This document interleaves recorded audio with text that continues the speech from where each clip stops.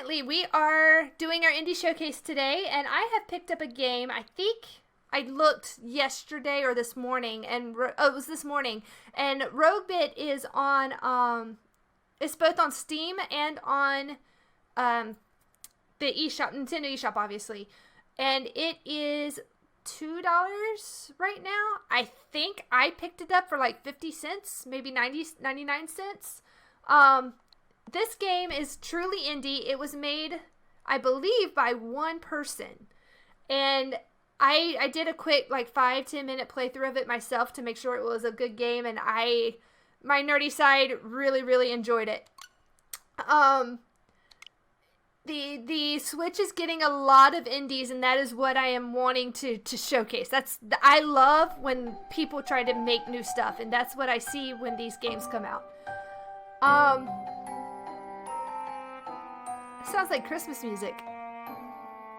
It almost sounds like Christmas music. So I'm going to start a new game. Hopefully it'll go through the story and everything. Somewhere in computer memory.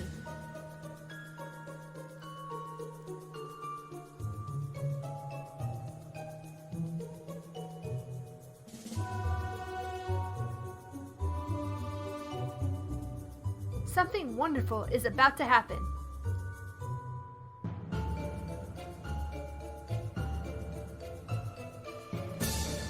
A single bit became sentient.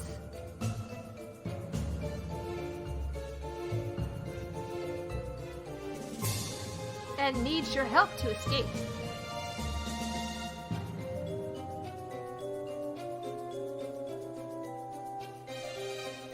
Okay.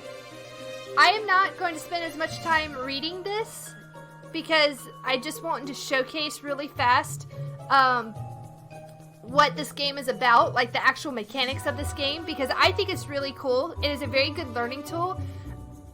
What this is going to teach us is basic assembly code, and it's a computer language. It's not a programming, it is a programming language, but it's not a programming language that you would typically write.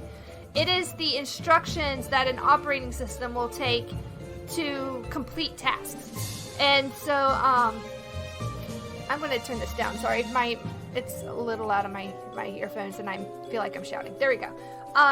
So, all this information, like this is treated almost like a class. All this information is on the screen, and you're welcome to pause this and read it as we go.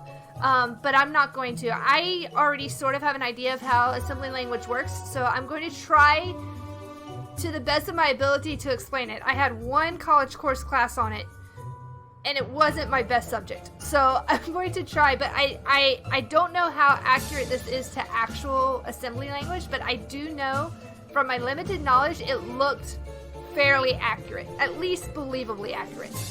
So what we're going to do is, if you look here, to begin with, our whole screen isn't shown. The side with all the zeros and ones, the bytes that's going to change in a little bit. But if you look on the right hand side, it says registers and program. Right now there's nothing there.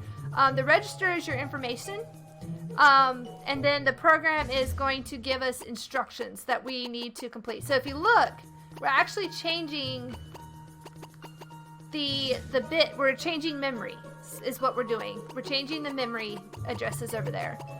So as we move, and if you look at it, I just realized, if you look at it, it's showing us where we are, but zoomed in, the blue is actually the green.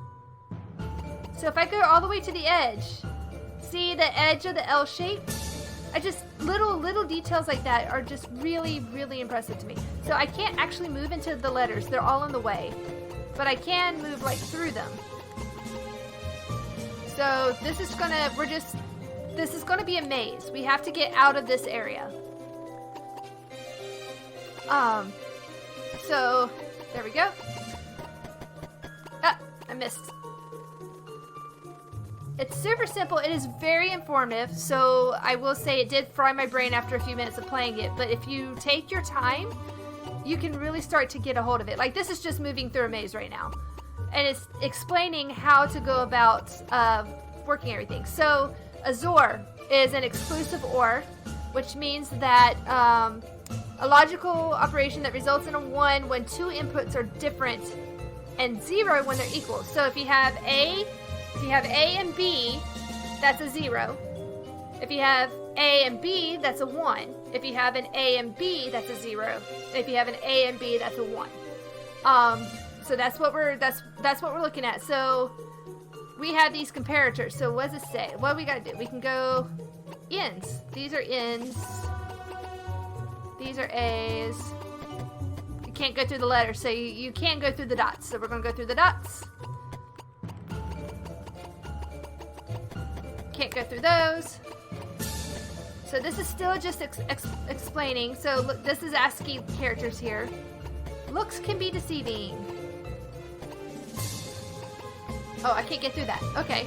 That's not the same as the other dots, apparently.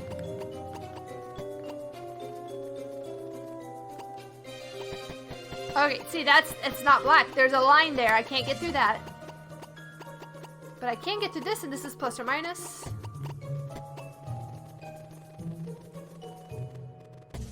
Alright, remember 0, it's all about the 7th bit. Alright, so the bit is if you're looking at the page and the compare. So this is one of the things you can look at. If you look at page and compare in the top right, it's 0, 1. Like if you go down the line, 0, 1, 1, 1, 0, 1, all the way down. And so if you wanted to compare those, 0, 1 is false, 1, 1's true, 0, 1's false, false, false, true, false. So yeah, this is press and hold X to see the whole character table. There we go. So these are you can refer to these. If you look, the 7th bit is highlighted blue. You want, as you're going through things, you just want to pick the right item from here. All right, so we're just going to keep moving through this. Okay, so these are blocked. Let's go.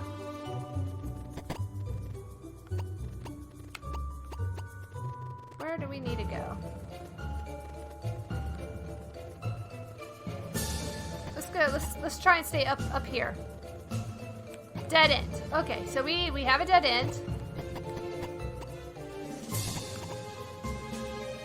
Oh wait, here we go.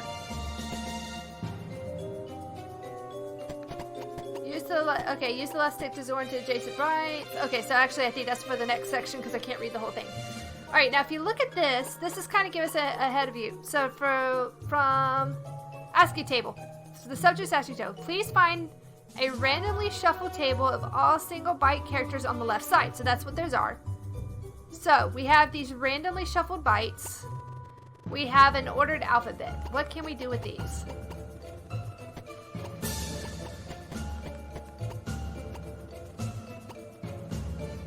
Okay, so we have characters A, A3, that, and that.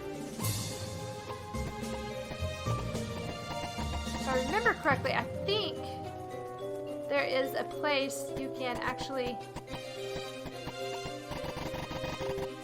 Ah, there we go. Nope, not completely. There.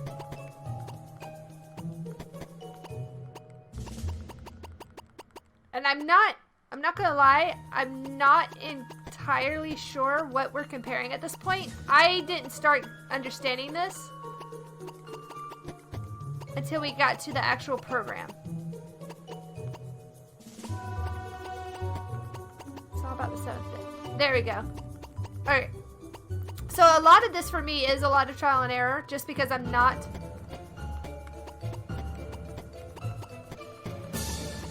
It's all about the 7th bit.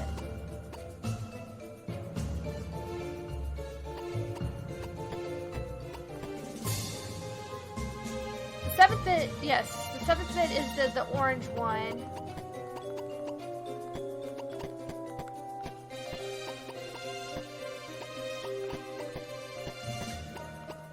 So you're just working your way through this maze. And I know it has to do with the ASCII code, so it said we could pull up this ASCII code. There we go. It's all about the 7th bit. So all the ones that have... Okay, I think what this is is that all the ones that have the blue bit are the ones that you can move into. So just looking at the bottom, I'm gonna go this way. There. Okay, just looking here above my, well, there's no blue above my hand. So if you look at 5F right here by my, like 1 over from my finger, the bit is 1. That is an underscore. That is an underscore, and I can move through the underscores, which is, that's what it is. Okay, so like I. All right, let's go find I real quick. So if we find I, a lowercase I specifically, that's a J. Where's the lowercase I? Lowercase I is actually not, because it's a XOR. We want them to be equal. Okay, I get it. I get it. So we're working on XORs right now, which are the exclusive ORs. We want it to be true. True means you can move. So if it's true and you can move, then you need 0 and 0 or 1 and 1.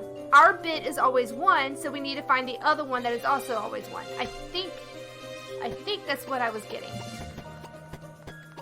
It could be opposite. Like, I just did this by literally just forcing my way through it by clicking around.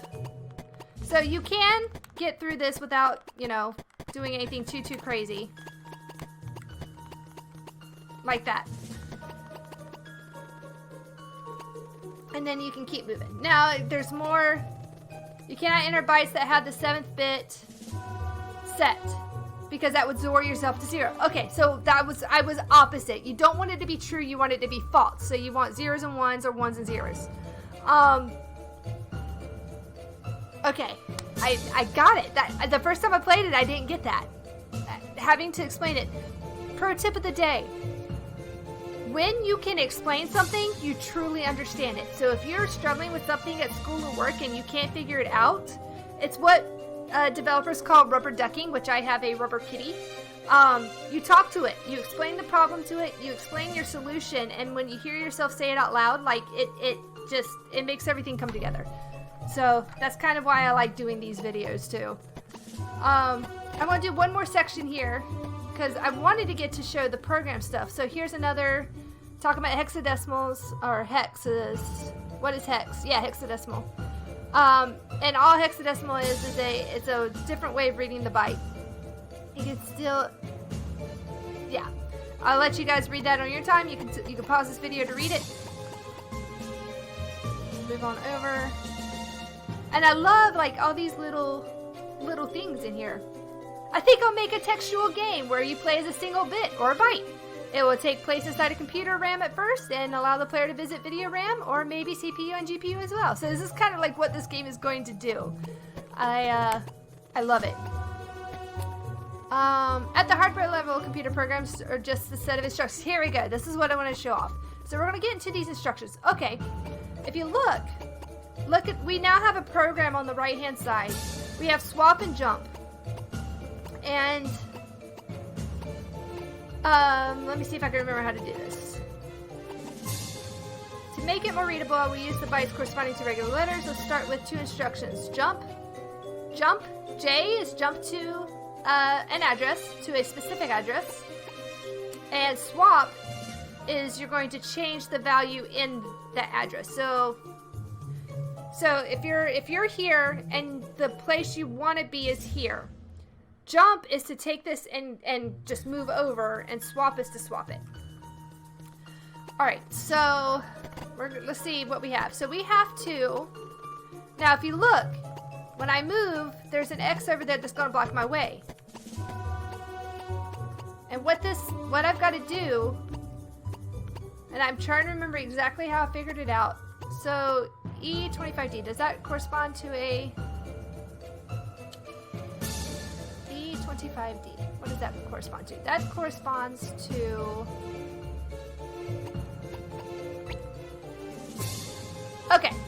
So, I got inside where that X is, which that should be... I'm trying to remember where I saw the address you're at.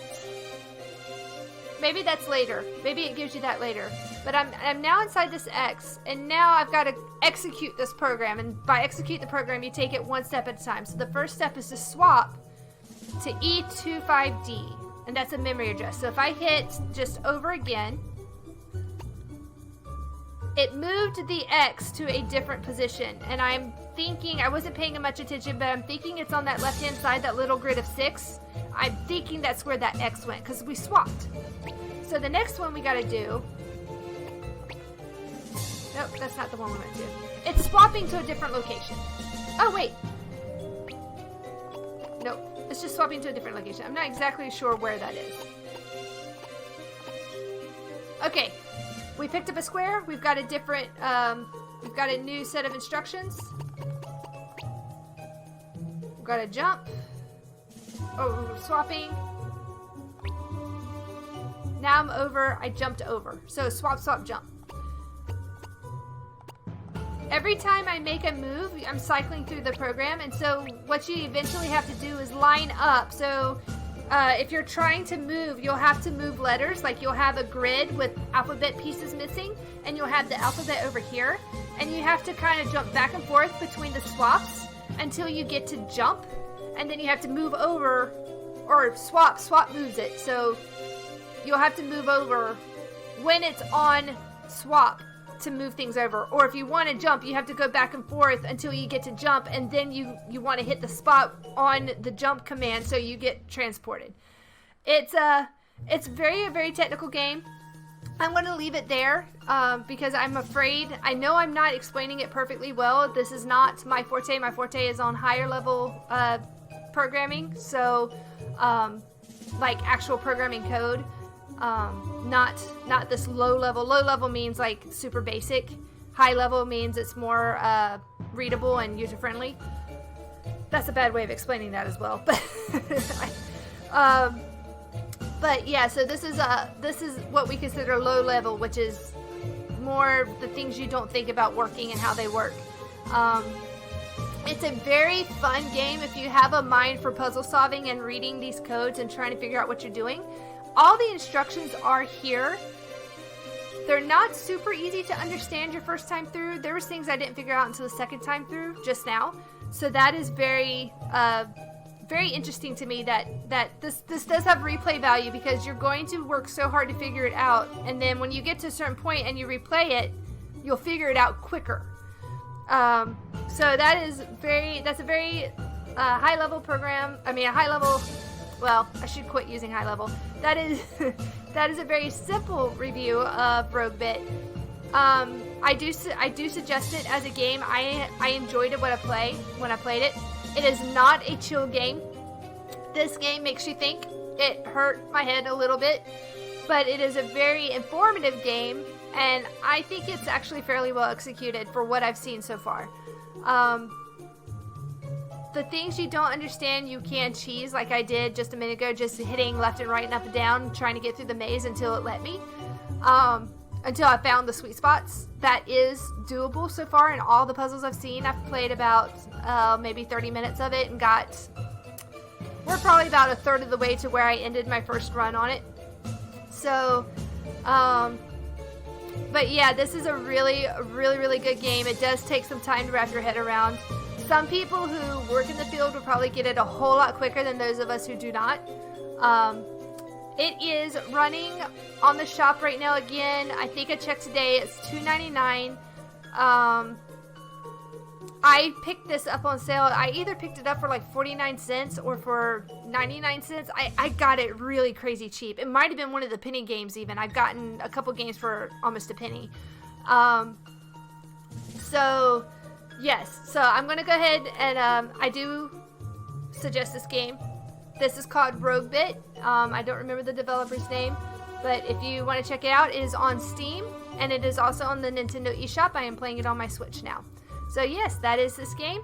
I suggest you go check it out, and I will catch you on the next Indie Showcase.